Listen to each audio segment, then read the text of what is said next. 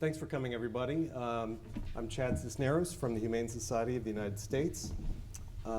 Just a little bit of background on the Humane Society. We're one of the largest nonprofit animal protection organizations in the world.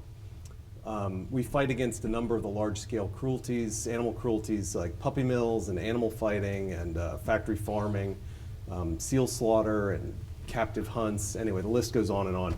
I'm the managing director of the creative department. The creative department is the video team and the photo team and a couple of membership magazines that we produce.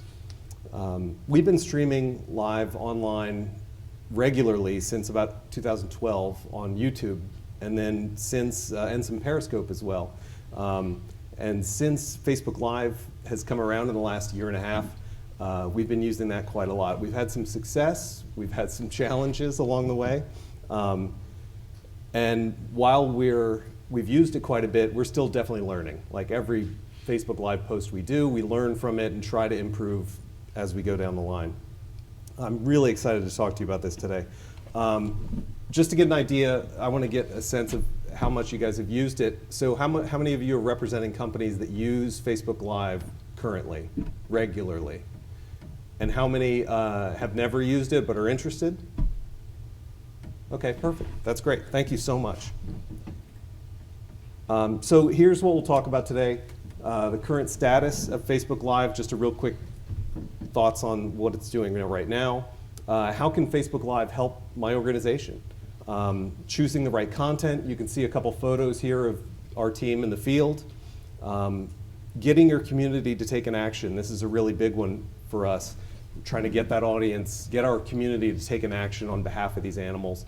I'll talk to you about what we've found works and what doesn't work for raising money. And I'll show you some examples of our Facebook Live work.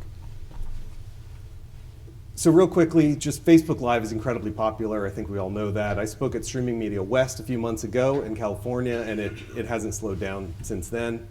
There are some serious issues that Facebook is facing right now. I'm sure you've all seen these headlines. People are using Facebook Live to record themselves committing these horrible crimes, some of them tragic. Facebook is really taking this head on, it sounds like. They recently hired 3,000 additional staff to look through, to vet some of this content and try to get rid of the graphic or inappropriate content. So they'll definitely be looking at that in the future. You know, with its usage, like in protests and breaking news, that really is the strength of Facebook Live, in my opinion. It's very immersive. This is an example in Congress last year. Some Congress people were organizing a sit-in Congress, in the Chamber of Congress, and the C-SPAN cameras that usually capture that action, they weren't on for some reason. So the Congress people took it upon themselves, and they put it on Facebook Live and wanted to share with their constituency and their membership, hey, look at what we're doing. This is what we're doing. That's one of the strengths, I think, of Facebook Live. It's that breaking news. This blog calls Facebook Live the next big news network. That's definitely what it could be. It's those live events, breaking news. You know, as big as Facebook Live is today, it definitely has room for a lot of growth. So everybody knows Mark Zuckerberg, the Facebook CEO. He obviously loves video.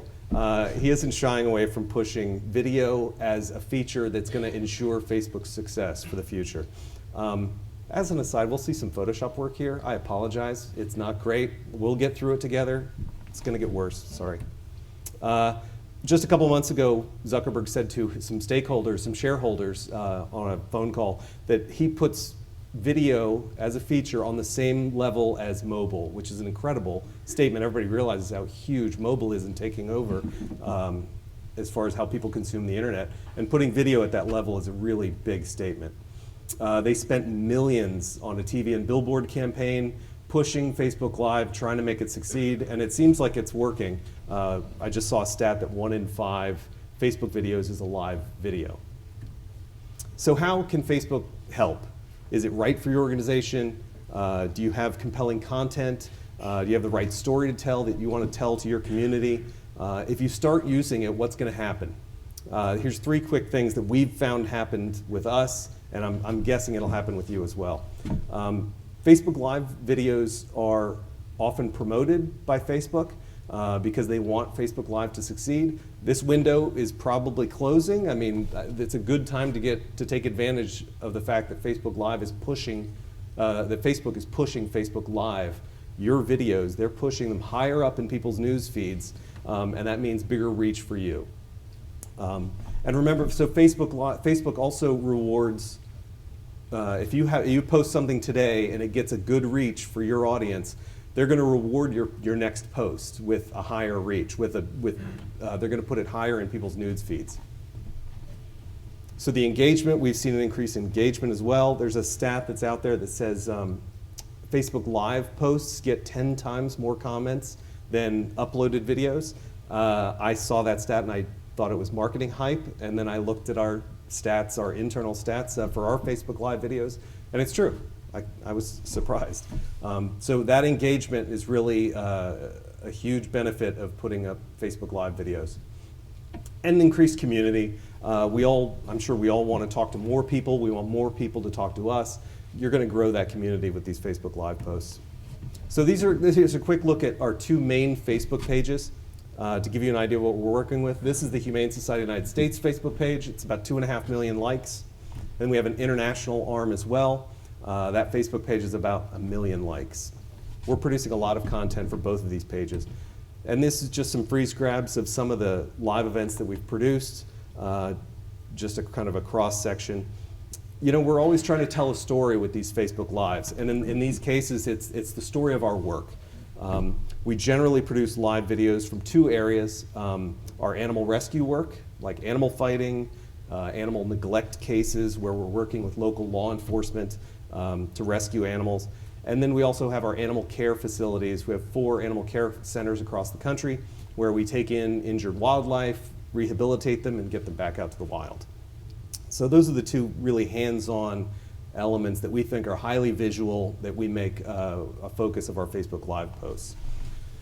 For our content, we try to keep talking heads to a minimum and try to focus on the visuals, tell the story through narration. We also try to make the first few seconds of any Facebook Live post visually interesting. Like we try to start on a close-up of an animal because most of your views are going to come on demand later. You'll get a good audience during the live event, but probably the biggest percentage of your views are going to come afterwards when the video is on demand. So as people are scrolling by in their news feed, you want that first couple seconds to be really interesting so that people stop and get engaged with your video. So planning ahead, we often, for each live event, we'll try to do a walkthrough, we'll try to plan it out. Leaving room for spontaneity, it's because it's live and you never know what's going to happen. If you plan this stuff out, you walk through your event and say, okay, this is going to happen, and then this is going to happen, you can minimize the chance of problems. But obviously, anything can happen. It's live. Let me try to switch here and show you an example of one of our situations where we didn't realize what was going on. This is one of our errors. We started our Facebook Live and didn't realize we were live. We didn't cue our expert there, kind of cropped out on the left. He's just standing there. We had no idea we were live, and it took about 10 seconds for him to start. This is embarrassing, guys. So I feel like we have some trust. I can show you this without judgment. Is that all right? Okay. So there he starts. Anyway, that's just an example of the kind of stuff that the errors that we've made in the past. Oh gosh, hello.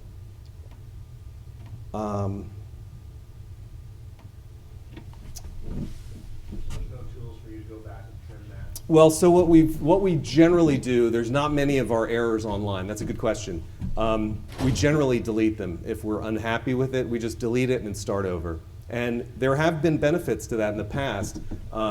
We have started a live stream, and about 2 minutes in, this was about a year ago, we had a bad cell service connection, and the feed went out. So we deleted that post, and we thought about it, and we were like, well, we didn't really like the way that was going anyway. So we changed locations. We walked down the street to a different animal situation and did the live event there. So we learned from that mistake quickly on the fly, deleted that post, and restarted a new one. That's what we do in that case. So obviously, going live, there's always room for errors. They could happen. Have you guys seen, what's going on? Has everybody seen this clip of the guy on BBC? I love this thing. It's amazing. I'm seeing a lot of smiles. This guy's amazing. I won't bother to show it, but this guy's live. I think it was via Skype, doing an interview on a serious subject on Syria, I think. And his kids burst into the room in the background, and the wife comes in and grabs the kids and takes them out. So anyway, that's going to happen. It's a live event. Hopefully nothing this embarrassing, but you've got to be ready for that kind of event to happen and be ready for it. That guy's awesome. That's so funny. So many of our rescues and our care centers are in really remote areas. We find ourselves driving on some backwoods street somewhere in Alabama, somewhere with law enforcement, going to take some dogs out of a puppy mill in some bad situation. And there are areas that are very remote and there's bad cell service. So that's one of our biggest technical challenges that we face. So I remember we were doing a live event at our South Florida Wildlife Center about a year ago. And I'm standing in front of a vet who is telling me this story about this injured turtle right in front of her and how we're gonna fix him up and get him back to health. And right in the middle of the story, the cell service kind of went out and my feed went black. And this was in Fort Lauderdale, not remote, kind of in the middle of the city. We should have reliable cell service, and we didn't. And everybody's seen dropped calls and all that stuff. Cell service kind of comes in and out. So the way we've handled this, is we have teamed up and partnered with LiveView, who I think a representative is here in the corner, Joyce, from LiveView. We use their solo unit. They're exhibiting here. You can see the solo unit actually in this photo right here. It's on top of the camera. This unit bonds a bunch of cell signals together and takes maybe 3 weaker signals and turns them into one strong signal. So we're never lacking in cell service. So that's really helped us a lot.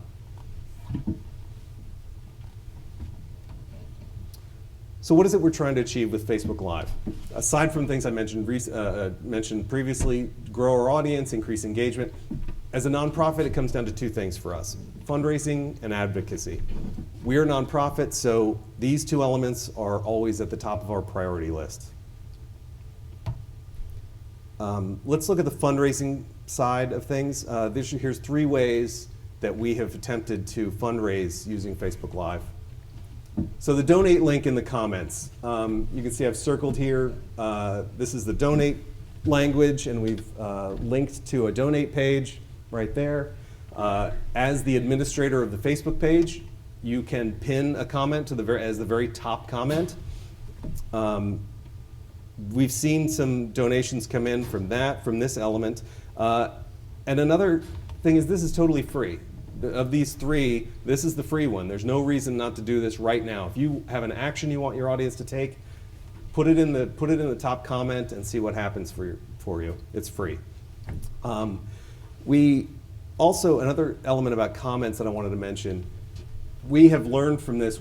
Anytime we go live, say it's a puppy mill case like in this photo, we try to have an expert on hand who can respond to comments during the live event. It's providing that engagement back to your audience is crucial. In one case, so the reason we started doing that, let me go back. I have a photo of it, I think. There's a baby bird situation that we were doing a Facebook Live, just a cutesy kind of thing in this upper right here. We did a short 3 or 4 minute Facebook Live from our Fort Lauderdale Wildlife Center, just feeding some baby birds. These baby birds were orphaned, and we're feeding them while they grow and get back to good health. And the live event is going, and we get a comment in from a woman, and it's a negative comment. She's also a wildlife rehabber, and she says, "Oh, you're doing it wrong. This is the way you're supposed to do it," and it was fairly negative. And we didn't have somebody right on hand to answer that comment. And so suddenly people are replying to her, positives and negatives, and that sort of It's social media. That's what happens. These conversations grow. So from that, we learned we've got to have somebody ready to respond to these comments. When negative ones come in, jump on it and diffuse the situation quickly. Let me jump back ahead. Sorry, guys. So donate link in the comments. The second one that we've had some success doing some fundraising on Facebook Live is text to give. You can see here the red circle. I've circled our text to give language. Your support makes these life-saving missions possible. Text LOVE to 20222. Donate $10. I'm guessing more than half of your audience is already on mobile anyway. So it makes sense that if they're experiencing this Facebook Live on mobile, that type of language and text to give makes it really easy for your audience to donate or take an action. We've used this quite a bit domestically. We haven't used it on the international side of things because it gets into varying currencies and country codes and stuff like that. So on the domestic side, this is done quite well for us. I mentioned costs on the earlier one. That was free, the donate link in the comments. This one does take a little bit of money to get started. If you don't have somebody internally who can take on the text to give campaign, you'd probably have to hire somebody outside to take it on. Or if it's internal, it costs a little bit of, very little bit of money to set up the digits, set text LOVE to 2022. But it's a small start. Like, you don't need to put tons of your budget into it. You can start small. If you find some success, you can scale right up and be making a decent amount on fundraising for your organization. So the third element we've used to get donations in for Facebook Live is the donate button. Here I have this crude red arrow at it. This has been around Facebook a little while. They've tweaked it. They've kept tweaking it. And what we found originally was it really hurt our reach. We would post stuff and it would really suppress our reach. But now they've tweaked it and we're seeing a lot of success with this.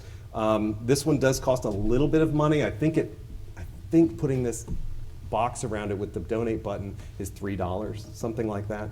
But again, and then we buy ads for this video. So it's an ad budget spend, but again, you can start small, see what happens, and scale up if you're successful. If it doesn't succeed, hey, you haven't spent much money. And also these ads, they're not just bringing in donations. Everybody who clicks on that is joining your community, and they'll see your posts in the future. So you're also growing your audience. So the other side of the coin is advocacy, asking your audience to take an action. Obviously, the power of video is to get your audience to an emotional core and have them ready to help. Oh, I want to help. I saw that animal suffering. I saw this. I'm feeling good about things, and I want to jump in and help. That's the goal with every video that we produce. We do this in the same fashion as the donate link in the comments. Putting a vanity URL like humanesociety.org/help or whatever it is that redirects to your specific action. These are just a couple examples. Sign a letter. This particular letter is one of our actions. Help abandoned chimps in Liberia. This was one of our campaigns that's still ongoing. Also, add your name to a pledge. This is a big pledges, or we have a number of pledges on our various campaigns to add your name to this pledge to speak out against the cruel dog meat trade. This one has had a ton of success internationally. And remember, if somebody doesn't go ahead and donate or sign your pledge, if they take the smallest action, like liking your page, they're going to see your posts. Maybe they didn't donate or take action this time, but maybe 5 posts down the road, maybe 10, they're going to see something that really inspires them and they're going to get involved. So a small action now could pay off in the long run. So let's take a look at some examples of some of our Facebook Live posts. This first one was shot on a South Korean dog meat farm. Just some background on this issue. So South Korea is the only country in the world that breeds dogs for human consumption. It's an awful issue. We are going in and rescuing, working with these dog meat farmers and shutting individual farms down and taking their dogs and adopting them out and helping the farmer transition into a new line of work like agriculture or some kind of farming. So let's take a quick look at one of these videos. Let's see. Hello. That's not it. All right, what the heck? Sorry, everyone.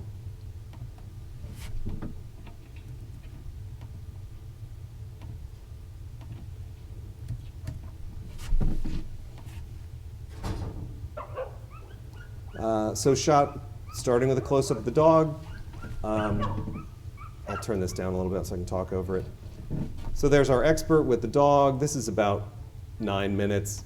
We kind of go through the farm. It's a tour of the farm. We see our team in the cages, taking them out of cages. Our expert is on the scene talking about the issue. We will mention the URL, the donate URL at various times during the live event. Telling the story of this campaign, we're seeing the action, take these animals out of there.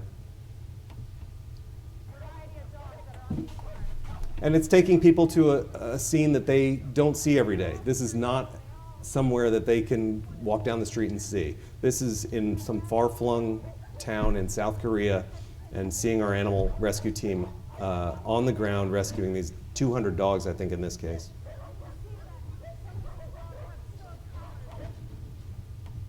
So let's look at some of the stats from that post. 2.3, this was a really successful post for us, by the way. 2.3 million views, 8.5 million reach, and the engagement rate was 4.9%. So let's talk about the engagement rate really quickly. We often set up this engagement rate. Here's how we come to that figure. So you can see down below some of the stats. So 418,000 is the post engagement, divided by 8.5 million is the reach. There's your answer, 2.049 times 104.9. That's the formula that we'd use for every Facebook Live after the fact. That gives us a baseline of how we're doing engagement-wise. This is not we didn't invent this formula. It's out there. Just Google engagement rate Facebook formula. There are many different formulas out there. This is the one we use. What it does is sets up a baseline and tells us, okay, this is how successful or not successful our Facebook Live post was. You know, if we're doing poorly, we try to look at it, okay, what did we do wrong on that one? We've got to really change things for next time. We're looking for that engagement. We want people to engage with the video, take action, click a link, even just like or comment would be great. This is another example of one of our vids. Let's see if that'll come up. This was in the aftermath of Hurricane Matthew in southeast US. There was some flooding around North and South Carolina after the hurricane went by, and a lot of people evacuated very, very quickly. And we were getting calls, hey, I left my dog behind, I left my cat behind. Why isn't that playing? Sorry, guys.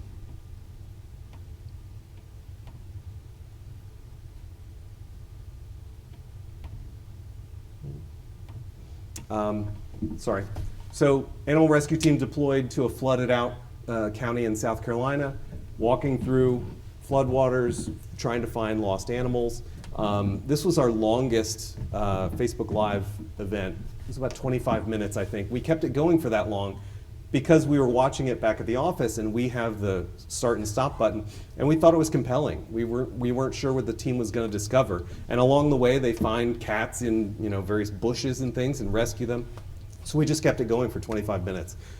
The interesting thing that came out of this, so this 25-minute Facebook Live, from it we produced a very short 2-minute clip. We took the best of from that 25 minutes and put that into made that a B-roll clip, sent that out to local media in South Carolina, and got it on the TV news that night. Hey, TV news, Channel 4, look what we're doing out here. This is interesting stuff.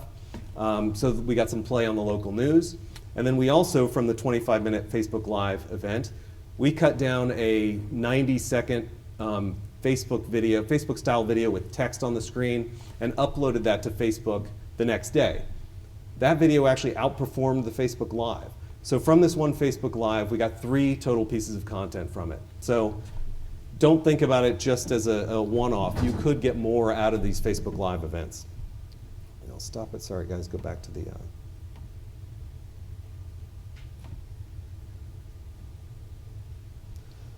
This is the stats from it, 117,000 views, reach of 815,000, and we had a really poor engagement rate on this in this case. It was 1.5% engagement, and I think that's because we neglected to put the a link, an action link in the description or in the comments in this case, so we screwed up there. So we'll try to learn from that and do better next time.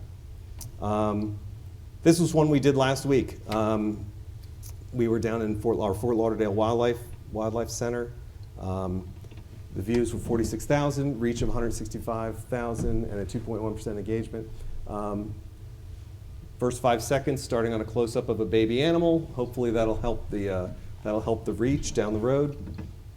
Let's take a look at that video.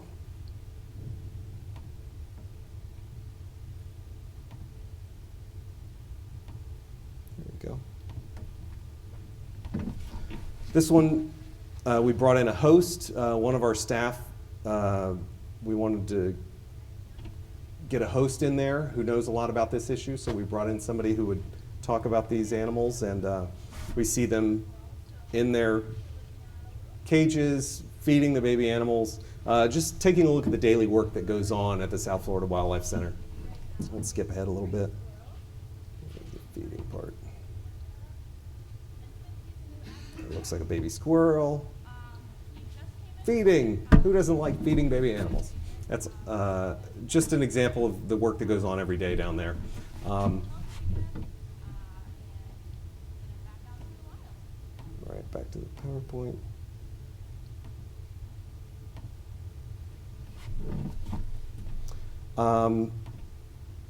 So what's the future of this live streaming on Facebook Live? I'm sure you've seen, there's tons of examples at this conference alone. I mean, the virtual reality, the 360 video stuff. We actually just produced our first 360 video. It'll be released in the next month or two. So we're always trying to stay ahead of the technology. And then augmented reality, which Facebook has made a huge investment in.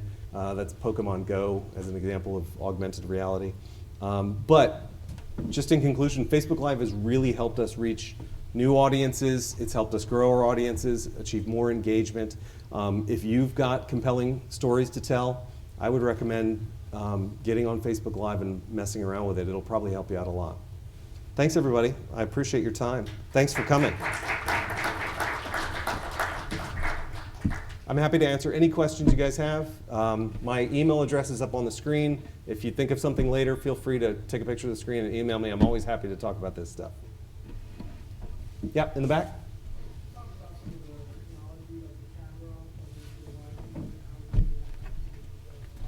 Sure. So we started out with Facebook Live using this just the standard cell phone technology.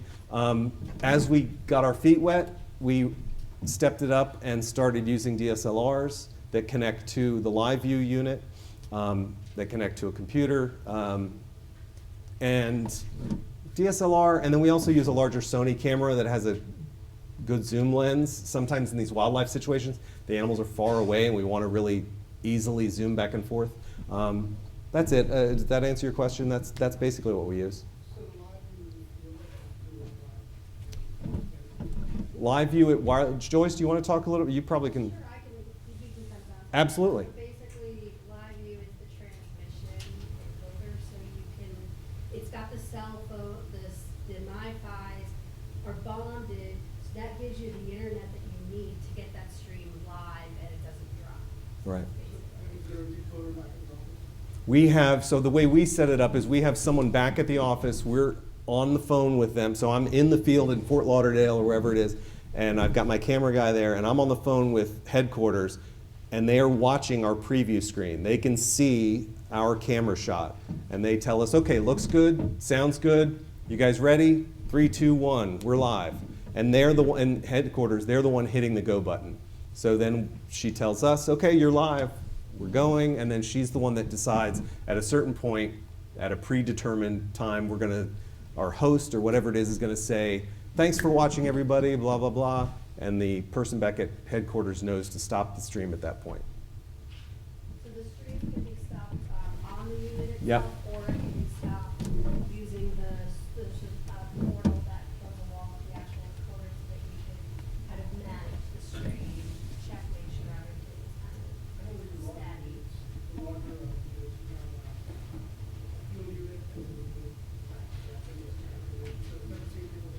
Well, so for the solo, that's more of a plug and play, so you actually can go direct to Facebook. You don't need a virtual server or anything like that. For some of our larger broadcast equipment, that's where you could use a physical server or a virtual server. The Solo's are really small. It's a compact unit. It fits, hot shoe right on top of the camera, and it's very compact. Just think 10 years ago to go live, or more than 10 years ago, you'd have a big satellite truck in the backyard somewhere. But now it's just. And in the case of the flood, imagine trying to get a truck through those kind of environments. So the solos, you were able to really, go as wireless as you could. Sure. In that condition, and with the flooding, the cell towers were probably down, so you had that extra reliability of that box. Right. We've put somebody on a plane, telling him, look, our goal is to go live from the flooding, and he's got just a carry-on. It's not much equipment at all. It's pretty amazing where we've come technology-wise. Did I see another question over here?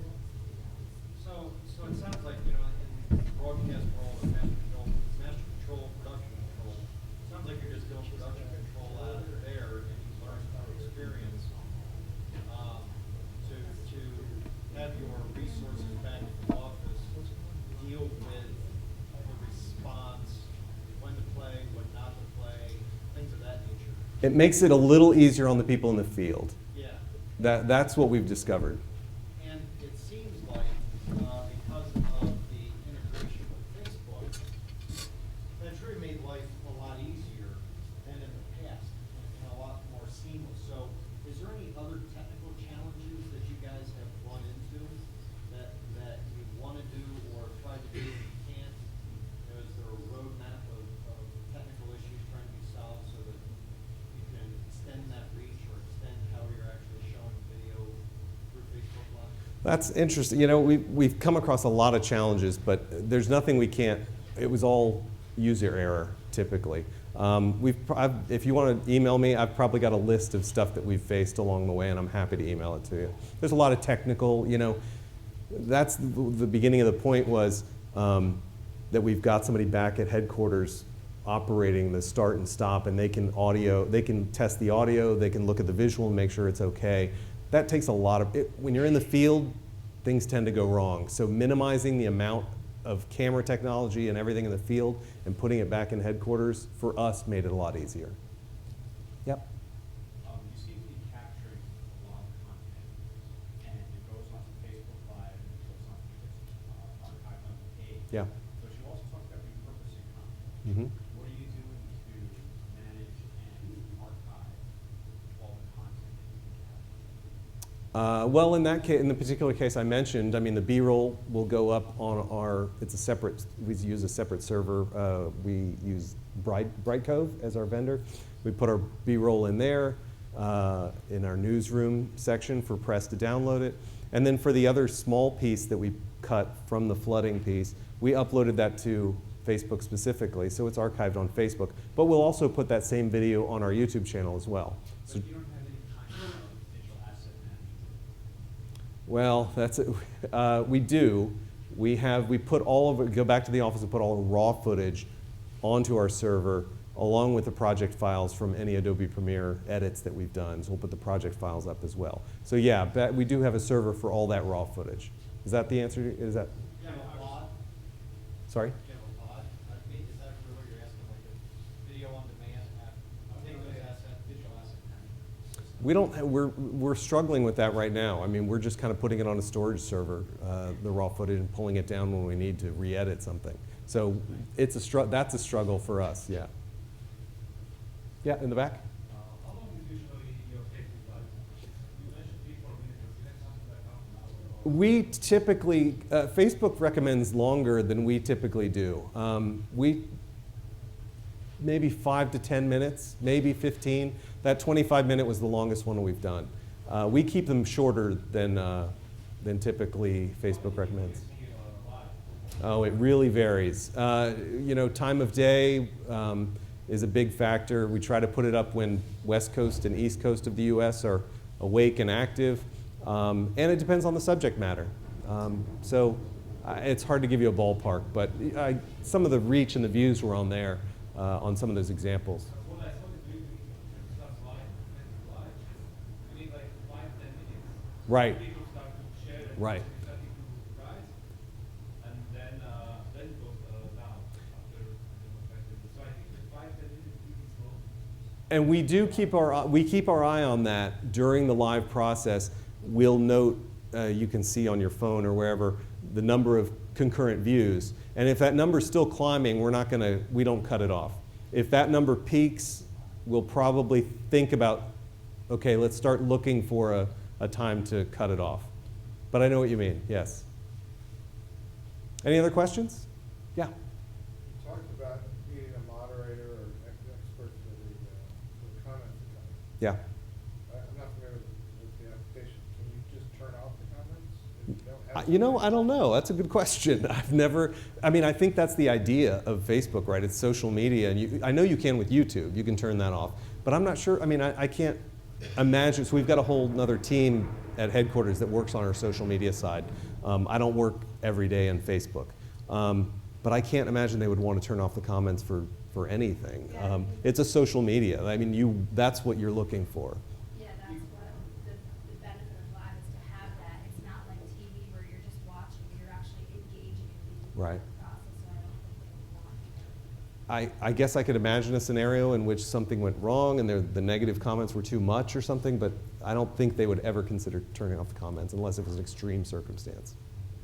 I only ask because I do a lot of enterprise work, and the corporate communications people always want to be in charge. of Sure. what's being published. No negatives, They're no. fighting with each other about having that. They better stay off Facebook. Yes, Yeah, that's right. Yeah, we've had. The media see out it, but they still want to stay controlled. Yeah. They want all the pluses without the negatives. Yes. When going live, do you feel like you get more conversions, like for advocacy and fundraising, do you get more conversions when you show things that are more positive when you guys are rescuing, or kind of talking about the problem? We typically try to show, in the live, it's hard to tell the whole story of that animal, right? Like in these that we typically do, it's the bad. We're telling the sad part of the story. What we do on the uploaded video part is try to tell that whole story. We'll cut together the sad, and then we'll go back, say some dog that looked really messed up, we put him back to health, he was adopted out, we'll go to his new home and get him all cleaned up, get shots of him as he's all cleaned up, sleeping happily on the couch with his new family, and that'll sort of bookend that story. It's tough to do with live, to tell that whole story, so live just kind of captures that 10-minute time frame. But yes, that's a good point. We try to tell that whole story front to back. Anything else? Anyone? Thank you so much for coming. I appreciate it. Any questions, please email me.